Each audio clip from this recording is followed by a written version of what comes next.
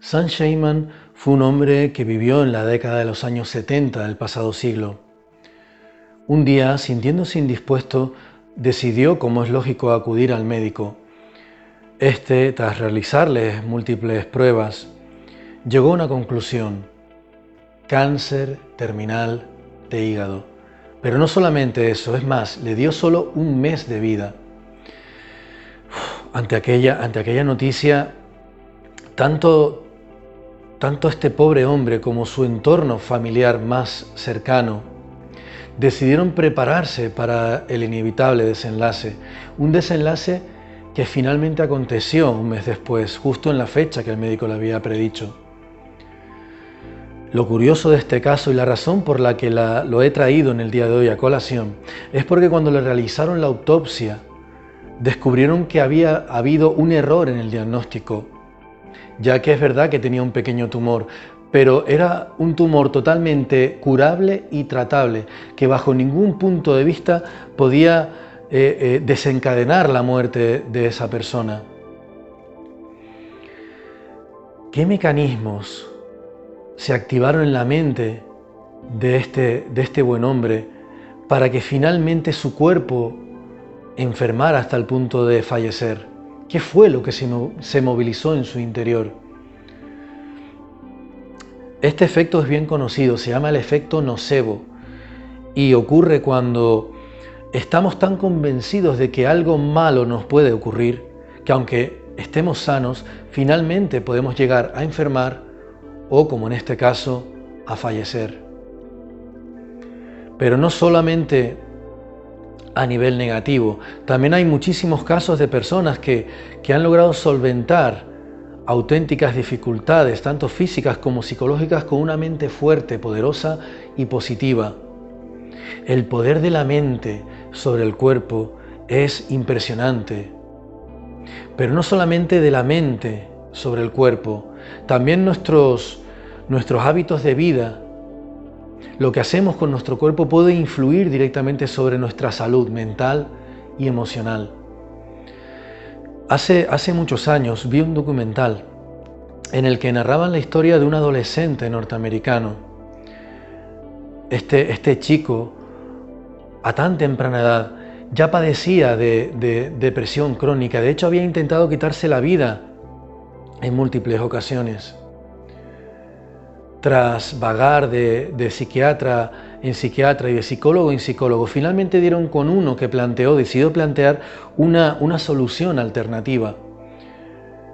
Este médico narraba a cámara cómo él siempre le llamó la atención en su época de estudiante, cuando analizaban el cerebro, el aspecto graso que éste tenía. Así que, teniendo en cuenta además la alimentación de este chico, que básicamente era a base de comida basura, de alimentos muy pobres en nutrientes, decidió implementar en su dieta alimentos ricos en ácidos grasos esenciales como el omega 3. Pasaron las semanas, pasaron los meses y la mejoría que este chico experimentó fue espectacular. No solamente abandonó las ideas suicidas o depresivas, sino que además, comprobando las placas que le hicieron a su cerebro del antes y el después, se demostró que su cerebro había aumentado de volumen, su cerebro había crecido tan solo cambiando la alimentación. Por supuesto, me gustaría dejar meridianamente claro que no estoy afirmando que la alimentación pueda curar una enfermedad tan grave y con tantas ramificaciones como pueda ser la depresión, pero sí me gustaría poner de relieve la importancia de cómo nuestros hábitos de vida, nuestros hábitos físicos pueden, y esto lo dicen también los expertos y los médicos, pueden resultar a largo plazo determinantes para nuestra salud psicológica. Cuerpo, mente, mente, cuerpo. La comunidad científica ya no tiene dudas de la interrelación que existe entre ambos, pero aunque genéricamente hablemos del cuerpo y de la mente, a esta ecuación deberíamos añadirle también la respiración y las emociones. Cuerpo, respiración, mente y emociones. En el día de hoy analizaremos cada una de ellas por separado, así como la manera que tienen de interrelacionarse. Mi nombre es Gabriel Encinas, bienvenido, bienvenida a mi canal Salud en tu Hogar. Comenzamos.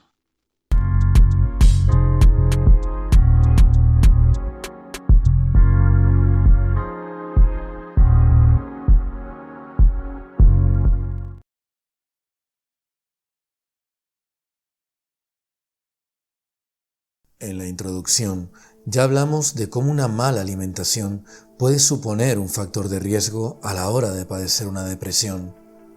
Nuestro cerebro necesita de ácidos grasos esenciales, así como de energía de calidad para funcionar correctamente. Los alimentos integrales proporcionan una energía que se dosifica de manera gradual en el cuerpo, y las calorías que generan y que metaboliza el hígado son transformadas en glucosa, la cual se distribuye en forma de energía a medida que nuestro cuerpo lo necesita. Esto, sin embargo, no ocurre con los productos refinados, ya que al desproveerles de toda su fibra elevan considerablemente el índice glucémico en sangre. Así, el organismo reacciona ante una invasión súbita de azúcar en la sangre, haciendo que el páncreas libere enormes cantidades de insulina. Con este subidón en los niveles de azúcar en sangre se produce un pico de euforia momentáneo que después degenera en una bajada de energía igual de rápida y extrema, elevándose los niveles de adrenalina, noradrenalina y cortisol en la sangre. Estas hormonas del estrés se activan como respuesta de ayuda para contrarrestar los efectos secundarios de la pérdida de energía, como puede ser sudoración, mareos, etc. Hay personas que en cuanto les baja este pico de glucosa procedente de la ingesta de alimentos refinados, deben ir corriendo a comprar algún pastel a fin de calmar su ansiedad o su depresión, haciendo que se cierre un círculo vicioso dañino. Siguiendo con la relación entre nuestro cuerpo y nuestro estado mental, debemos además de señalar que el intestino tiene más neuronas que la espina dorsal y actúa independientemente del sistema nervioso central, tomando sus propias decisiones. Está aceptado que la actividad de la microbiota intestinal influye en el cerebro. Las bacterias intestinales pueden sintetizar neurotransmisores como la serotonina, noradrenalina, dopamina, acetilcolina y otros. Hay varios estudios hechos con animales que muestran la influencia de la microbiota intestinal en enfermedades neurodegenerativas. Está aceptado que las alteraciones de la microbiota intestinal influyen en la depresión y la ansiedad. Por eso en psiquiatría se están empezando a prescribir cócteles probióticos de bacterias saludables para mejorar la salud mental. Por lo tanto, es recomendable una dieta variada que alimente los trillones de microbios beneficiosos que viven en nuestro intestino, ya que de no ser así y comer siempre lo mismo, tendremos un microbioma más pobre. En cuanto al ejercicio físico, poco nuevo hay que decir, ya que están más que demostrados sus múltiples beneficios a la hora de mejorar nuestra autoestima y aportarnos salud mental, al segregarse endorfinas, dopamina, serotonina y oxitocina, las hormonas del bienestar.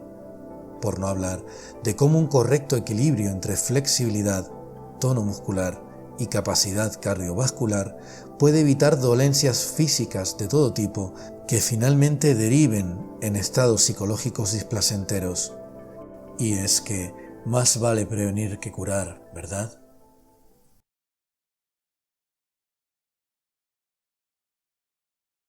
Si la respiración es estable o inestable, también lo será nuestra mente.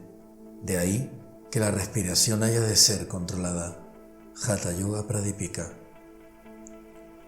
Si observamos cómo respiramos en determinados momentos en los que las emociones se apoderan de nosotros, veremos cómo existe una clara relación entre nuestro estado anímico y nuestra manera de respirar. La mayor parte de las veces, fruto del estrés y de la ansiedad, mantenemos una respiración subclavicular tremendamente superficial que está asociada a un estado de ansiedad. En esos casos, prácticamente solo inhalamos, con lo cual el sistema nervioso simpático se activa enormemente.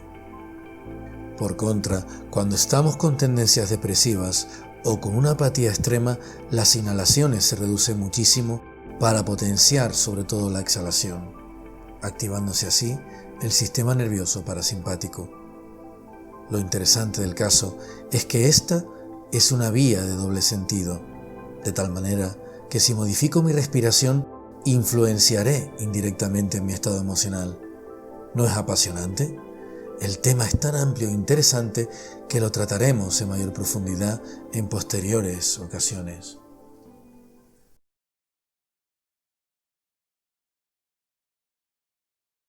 Nuestra forma de pensar y de relacionarnos con el mundo resulta determinante a la hora de tener o no tener salud. Nuestras creencias influyen sobre nuestra manera de interpretar la realidad. La misma mente que puede salvarnos la vida como en casos extremos de supervivencia puede generarnos problemas de todo tipo si no somos conscientes de ella, dejando que actúe a su antojo.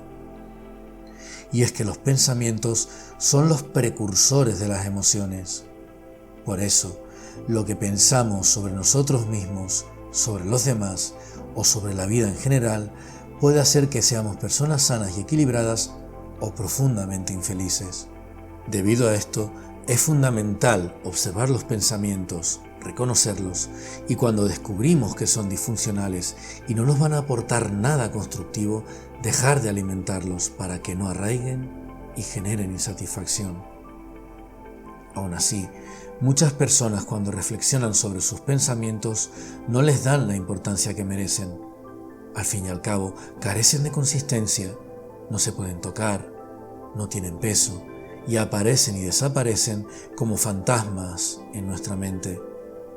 Pero aunque tengan un aspecto tan inconsistente e irreal, debemos de tener en cuenta que un pensamiento negativo puede originar automáticamente sustancias químicas medibles y totalmente cuantificables en nuestro cerebro, como son la adrenalina, la noradrenalina y el cortisol.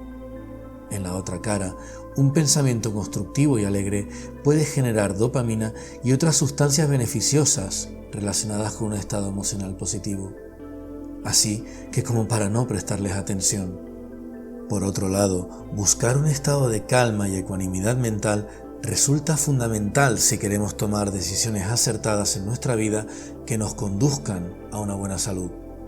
Como reza el siguiente aforismo: no prometas cuando estés feliz, no respondas cuando estés enojado, no decidas cuando estés triste. Cada vez hay más y más estudios científicos que avalan en este sentido los beneficios de la práctica de la meditación para lograr este estado.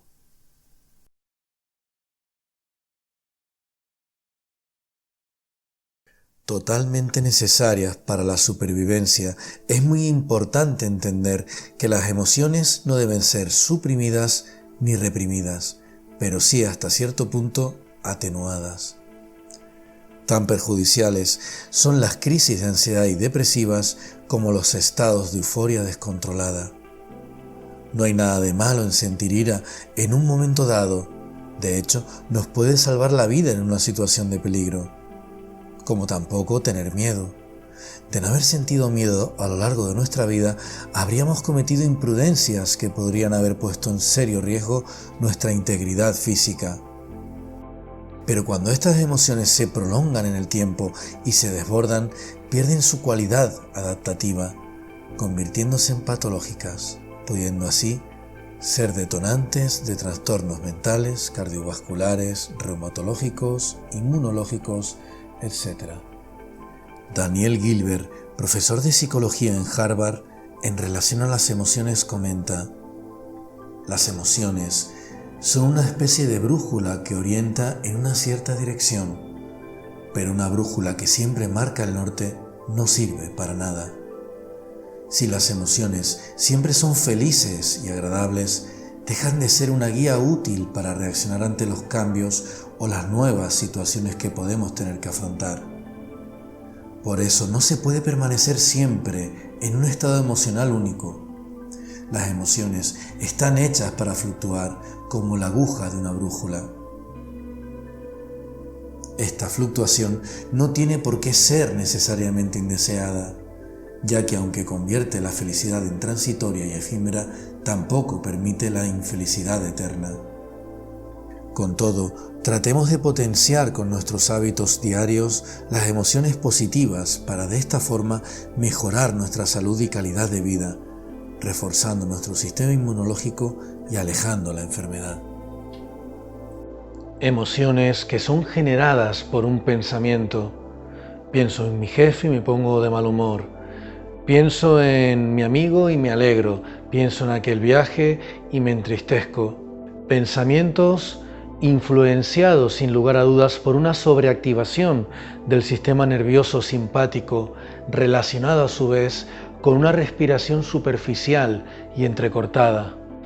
Respiración deficiente debida al estrés crónico que padecemos y a una mala postura sedente en nuestro puesto de trabajo que comprime nuestros pulmones, fruto al mismo tiempo de una falta de tonificación muscular que nos permita mantener la espalda erguida, falta de ejercicio originada por una apatía mantenida en el tiempo y potenciada por una baja autoestima. Y así podríamos continuar con este bucle sin fin. Si tenías alguna duda sobre la importancia de trabajar estos 4 factores, espero habértelas disipado con este vídeo. Ojalá que te haya ayudado a entender que debes de tener una visión más integradora y holística de tu ser si quieres mejorar tu salud. Hasta aquí el vídeo de hoy. Muchísimas gracias.